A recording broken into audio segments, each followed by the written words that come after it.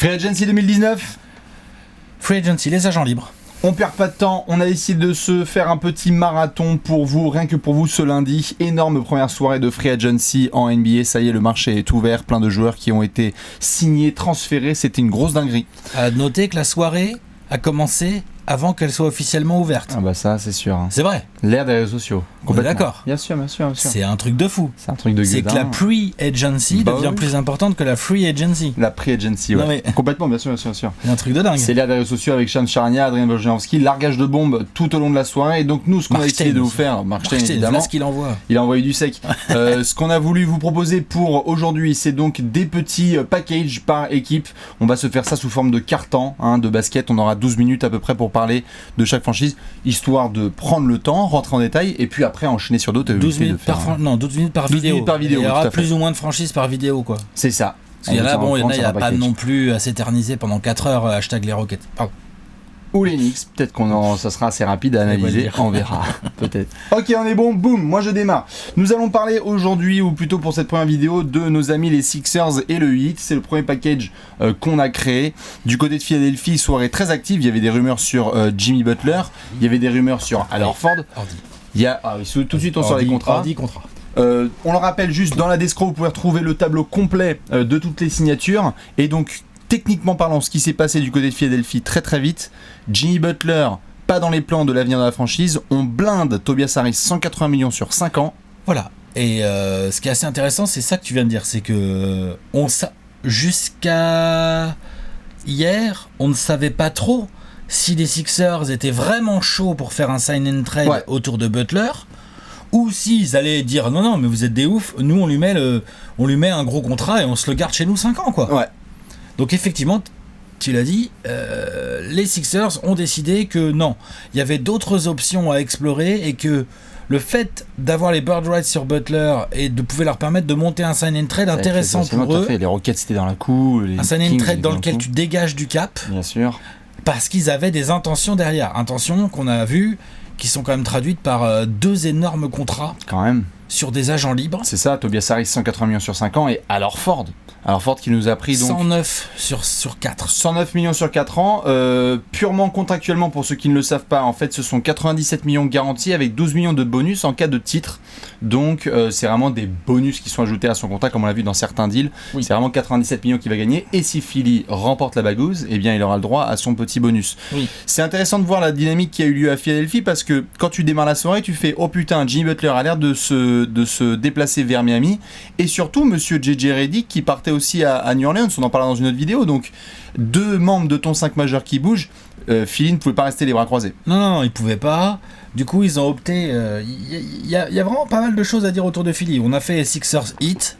C'est ça. Peut-être ce qui est intéressant de dire avant de revenir sur les Sixers, c'est peut-être de dire que le Heat, on les attendait pas forcément sur le marché des agents libres. Vu la marge qu'ils avaient. Parce que les mecs n'ont absolument pas de cap. C'est ça.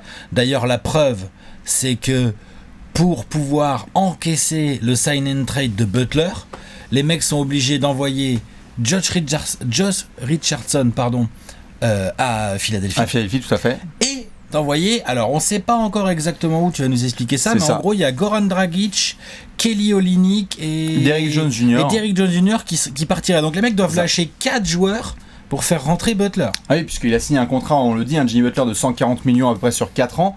Et donc, comme tu le soulignes là, le deal n'est pas encore acté au moment où on tourne, puisqu'on a eu dans la nuit Dallas qui s'est faufilé un petit peu dans la négociation. Il y a Dallas qui pouvait faire la connexion Dragic-Doncic chez les Mavs, ce qui pouvait être intéressant. Le problème pour Miami, c'est que finalement, certains acteurs se sont un petit peu rétractés, et donc Miami ne peut juste pas pour le moment acter en tout cas son deal. Il faut qu'il se débarrasse d'un contrat. Dallas tient très fort à Derrick Jones Jr. et qu'il y avait une mésentente où Miami apparemment ne voudrait pas lâcher Derrick Jones Jr. C'est ça. Alors que le Knicks, ils ont dit pas de soucis, les frères, prenez-le, il y a aucun problème.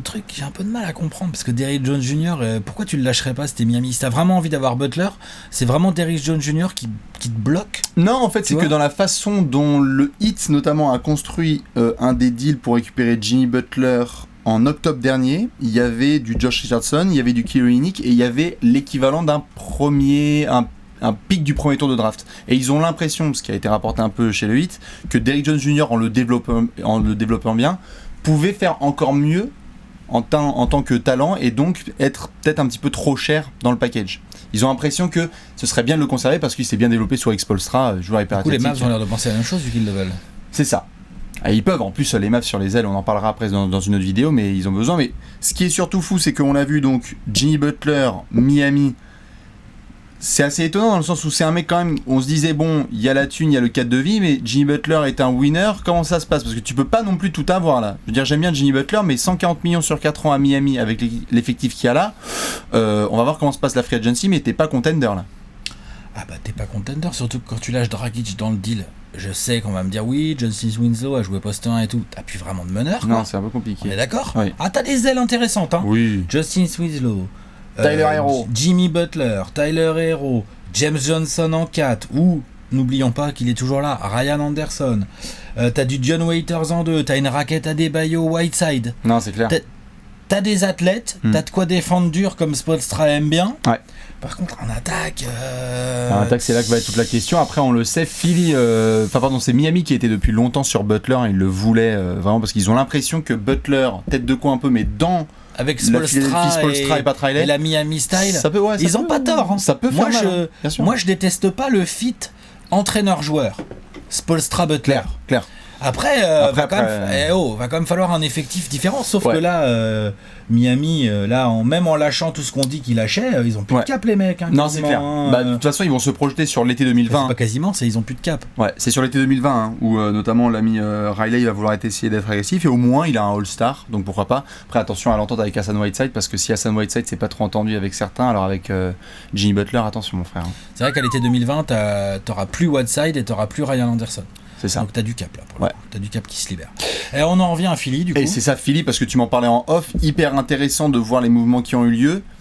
Je pose la question tout de suite. Philly, en attendant de voir ce qui se passe tout au long de la free agency, Philly est meilleur avec cet attelage que l'équipe de l'année dernière. C'est-à-dire est-ce que Redick, Butler remplacé entre guillemets par Josh Richardson, est-ce que c'est mieux? Est-ce que les contrats sont à discuter? Beaucoup de monde qui a été étonné de voir 180 millions sur 5 ans pour Tobias Harris, qui a évolué à un level de All-Star cette saison, mais qui n'est peut-être pas non plus un joueur de ce type de contrat-là. Après, c'est aussi l'évolution du business. Alors Ford, 4 ans, 109 millions. Personnellement, j'aurais tendance à dire les deux contrats sont trop chers. Ok, surtout celui d'Orford. Au passage, petit aparté, on a beaucoup tapé sur Kyrie. Tu sais, oui, il a pas été foutu de s'intégrer au Celtics, c'est lui qui a foutu la merde dans le vestiaire, il a pas laissé Brad Stevens, s'est pas comporté en leader et tout. Pour que Horford il se barre comme ça chez les Sixers, peut-être qu'il avait vraiment pas envie de rester à Boston. Ah oui, il y a des merdiers qui vont ressortir, oui, bien sûr. Clairement, on est d'accord. Après, je pense que l'argent a joué beaucoup aussi, mais il y a quand même des choses. Bien sûr. Boston n'a pas proposé un. C'était la petite aparté sur Al Horford. Bien sûr. Sinon, moi, je suis comme ça à première vue moins satisfait du 5 majeur des Sixers. Clairement, shooting, création. Je n'aime pas trop. Cette free agency comme ça à première vue. Je comprends tout à fait qu'il ait été compliqué de retenir Jimmy Butler s'il avait vraiment envie d'aller ailleurs et qu'un sign and trade te donnait l'opportunité de dégager du cap et donc de bricoler autrement. Ça je comprends parfaitement. Je dis que le profil de Josh Richardson n'est pas inintéressant, mais enfin Josh Richardson c'est pas Jimmy Butler. C'est sûr, dans l'aile c'est pas Jimmy Butler du tout. On a vu en playoff à quel point Jimmy Butler avait pu être important parce qu'il peut avoir la balle en main et créer. Tout à fait. Quand Ben Simmons est soit sur le banc, soit en galère. Soit bien défendu, bien sûr. Là, c'est qui le deuxième ball handler? C'est Tobias Harris. C'est là qu'il va falloir voir. Bon. Non, Ensuite, mais Brett Brown va être hyper testé. À côté d'Embiid, t'as envie de mettre peut-être Horford. Une raquette défensive de malade. Non mais le front de courte de Philippe est incroyable. Tu mets en 3 alors Tobias du coup. Oui, il a pu l'être, il l'a été par le passé à Milwaukee, il a pu l'être aussi par le passé à Orlando. Il peut le faire. En tout cas, le front de courte de Philly est hyper flippant parce que je veux dire, tu rajoutes. Enfin, ce qui est intéressant, c'est qu'ils avaient besoin notamment Philly d'une assurance un peu au cas où si Embiid a des pépins de santé. Je veux dire, t'as Horford, c'est quand même génial comme potentiel bras droit pour un mec comme Embiid.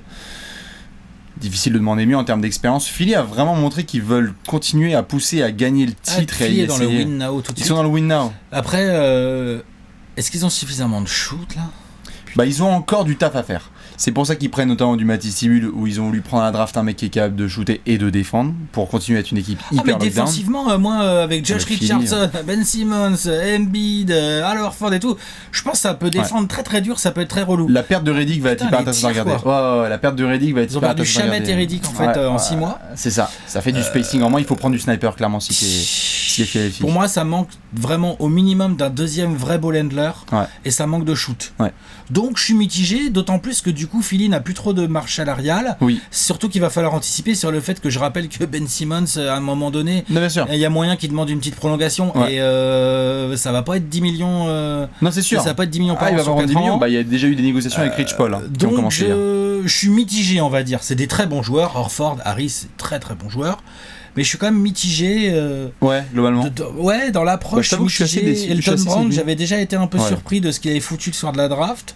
Moi, je suis assez séduit, tu vois. Je suis assez séduit sur le principe suivant, c'est que s'il y a eu la moindre rumeur d'un Ben Simmons qui pouvait aller ailleurs, t'envoies un message quand même super fort. Embiid est sous contrat, tu prolonges Tobias Harris, tu ramènes Al Horford sur plusieurs années. Genre gros, si tu pars, tu peux pas dire qu'on s'est pas défoncé pour essayer d'être dans le win now, quoi. Non. Et d'ailleurs, preuve étant, il y a déjà des négociations entre Rich Paul et le management de Philadelphie. Donc ça, j'aime bien. Moi, ça, je suis d'accord. Par contre, je suis plus sceptique en fait sur le on en reparlera un de ces quatre quand on fera les previews et tout ça. Mais je veux dire, sur la complémentarité réelle de ce 5 dans la continuité à partir du moment où tu manques de ball handling et tu manques de shoot pour moi. Alors, et que tu vas être obligé de l'ajouter avec des role players. Non, c'est clair. Il va falloir que Philly trouve des bonnes petites pièces. Après, Al Horford dans le vestiaire, ça va faire du bien aussi parce qu'il y avait de la tête de con. On était là genre, est-ce que Brett Brown peut gérer un trio Ben Simmons, Joel Embiid, Jimmy Butler? Al Horford, je veux dire, où qu'il soit passé, bon, en soi, l'exemple des Celtics l'année dernière n'est pas bon, mais où qu'il soit passé, à chaque fois, c'était un peu le trompe à la grosse voix. Il peut faire du bien dans l'approche des Sixers sérieuse. Pour moi, il y a ou Josh Richardson ou Tobias Harris qui n'est pas titulaire. Ah ouais? Faut un shooter, putain. Faut un shooter. Ah, quand même. Enfin, je veux dire, Tobias. Je dis pas qu'ils savent pas shooter, hein. Tobias, c'est un shooter. Et Horford aussi. Et on a vu Embiid en mettre, et on a vu Josh Richardson prendre des coups de chaud. Ce ne sont pas les spécialistes. Je dis pas ça. Je dis juste que c'est pas JJ Redick. Ah non, mais. Ça espace pas le terrain comme ça. Et dans la NBA actuelle. Ah, c'est sûr. Surtout si tu veux éviter que les mecs se mettent tout le temps à 2 sur Embiid.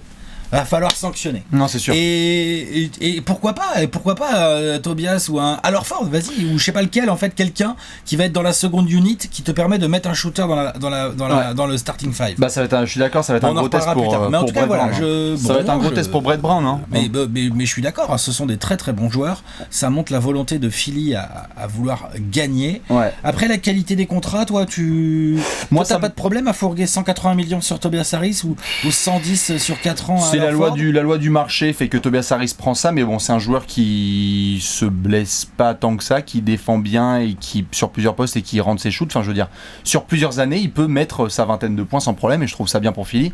Après, Horford, il y en a qui ont commencé à dire à un mec à 33 ans qui prend un contrat pareil, ça fait chier. Tiens, pouf. Moi, je trouve ça. Je trouve ça honnête pour le développement de Embiid. C'est-à-dire que Embiid va se taper quand même Horford dans le vestiaire pendant plusieurs années. Et ça, je trouve ça vraiment bien. Parce que c'est un vrai mec qui aide les gars, qui rend les autres meilleurs, Horford. Donc ça, je trouve ça vraiment cool. D'ailleurs, parenthèse, ils ont aussi prolongé Mike Scott, nos amis les Sixers, en total scred, hein, dans les petits mouvements. Donc après, oui, le gros test, c'est pour Brett Brown. Là, vraiment, Brett Brown, il va falloir qu'il nous épate. Et même pour Elton Brand, mec, c'est pas fini. Là, il va falloir que tu nous trouves des contrats, des minimum vets. Il va falloir que tu utilises ta mid-level.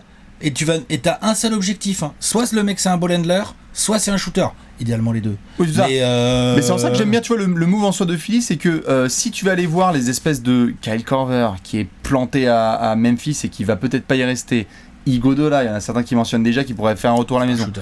Non, bien sûr, mais je veux dire, en termes de messages envoyés à des vétérans qui peuvent apporter et qui pourraient faire un effort financier, je suis pas étonné que Philadelphie toque à la porte de certains gars, on verra, mais globalement, je trouve ça cool qu'ils étaient agressifs. En fait, je suis mitigé. Je trouve ça cool qu'ils étaient agressifs, mais je suis pas spécialement inquiet. Je trouve qu'il y a ce qu'il faut sur le marché pour, je te dis, ball handling, shooting. Aller en chercher, aller en trouver pour absolument compléter cette équipe qui, sinon, pour moi, va dans le mur. Ouais, peut avoir un plafond un peu et on verra justement, il y a d'autres franchises de l'Est dont on va parler par la suite parce qu'il y en a qui se sont aussi bien renforcées. Dites-nous ce que vous pensez justement du côté de Miami et de Philadelphie un petit peu de ces mouvements de cette nuit. On verra qui va entourer Jimmy Butler, on verra comment Brett Brown va articuler tout ça et nous on va enchaîner parce qu'il y a d'autres petites franchises dont on va gérer. Je sais pas. La Free Agency 2019 continue. Ciao, à tout ciao. de suite.